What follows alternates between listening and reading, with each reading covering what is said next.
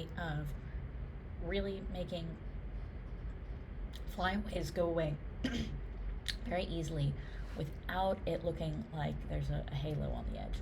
So this lovely lady only had just a few flyaways. Her hair was really quite great here, so but we can still show this as an example. I'm just going to duplicate my layer, come in, liquify. I'm going to come in. Don't worry, it's going to look strange at first. I'm going to note where the edge of the hair is. I tend to actually put my thumb literally right on the screen where it is so that I can move it in big strokes to see where I want those flyaways to kind of just come outside of. I'm moving this. I'm not doing the freezing mode technique with it there.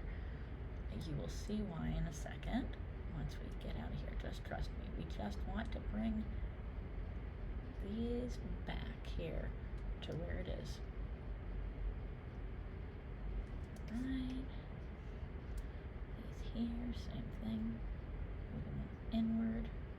Using a nice big brush so that it's taking the whole thing with it, not doing like little wobbly spots. Okay. That looks about good to try. Let's see from here. Okay. All right. Now I'm gonna make a mask, invert that for that last bit, and come in, make my brush white, and now I'm going to paint in from that top layer. Make sure my opacity is full percent.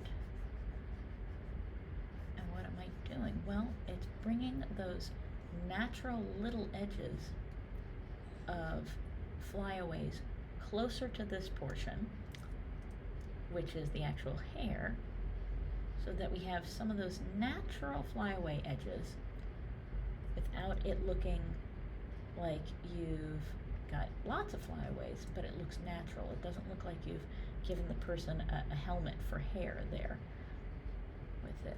Okay, we can come up here. You can see how that's going to draw those down into it. Great. A little bit. Here we come over here. Just moving those over closer to the hairline where you would actually expect to find them looking nice. Right. Make sure we back the original hairline under there. Great. And now let's see our before and after. So it's hard on this really dark background, but you can see just that bit there to there. Super simple.